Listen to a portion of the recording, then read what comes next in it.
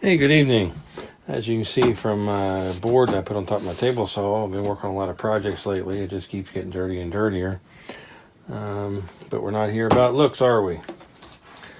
So tonight I have Harbor Freight Tools 4-outlet power strip with surge protection. It gives the ratings 1875 watts, 15 amps, 125 volts. And on the back it says 14 gauge power cord. So these are free, or about $1.99 if they're not free.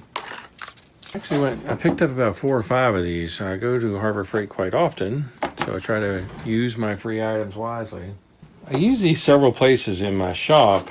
If you wire it right, you can wire this up so that you turn on one switch, you turn on your tool and your dust collection all at once. Very, very cheap solution to this. Now this is 15 amps. But my Big Craftsman table saw will run through one of these without tripping the surge suppression. Different power strips use a different method for tripping a surge suppressor and resetting it. This particular one, if you have it on, it will turn it off, and that's the trip, and you just turn it back on to reset it. What I found, I wanted to use this on my table saw, but if I plug the table saw in and the dust collection in, that's a very small switch to hit, and typically with a table saw you want an easier switch than that. A lot of people hook them up so that you have a switch you hit with your knee, turn it off.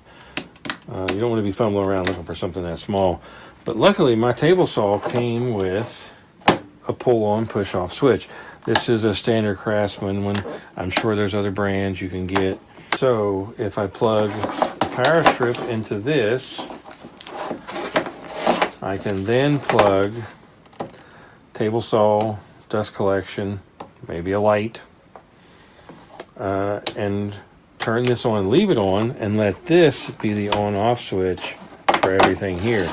So I've got my easy off switch for the table saw, and I've got a power strip that lets me use 4. Now 15 amps, if you use table saw and your dust collection uses too many amps, this won't work. It's 15 amps. You can wire and bypass the trip switch, and I actually have very seriously considered that because I want these to be power strips, not surge suppressors. Table saw is, when it starts up, has a very high current draw, and if you hook 2 things to this, it'll trip them. Whether you can use this for your table saw depends on how much current your table saw pulls, especially on startup. Now, same thing goes for bandsaw. Now, the bandsaw might be more likely to use something like this. And then drill press, same thing. You can use drill press. I tend to need an extra light on the drill press. So this, I could have the drill press, dust collection, and a light. Dust collection on a drill press is kind of a nifty thing though. I've got these on several of my tools. I think they're well worthwhile. The short cord can be a problem with this. 2 feet isn't very long. You are more than likely going to have to run an extension cord with this. I saw the free coupon, so when I went to Harbor Freight, I picked up one and I actually liked it. I use it for a lot. I use it to turn my lights on and off. I probably have 10 lights on the ceiling on this side of the garage, and I use this to turn them on and off all at once. For a free item, most certainly recommend it. I've used these for about 2 years, 3 years. I've never had one burn up, and I've never had a tool hooked to one burn up. They usually trip long before the tool or the strip is burned up. So, as a free item, highly recommend it. A lot of uses around the shop. If you like the videos, please subscribe to my channel. Thanks for watching.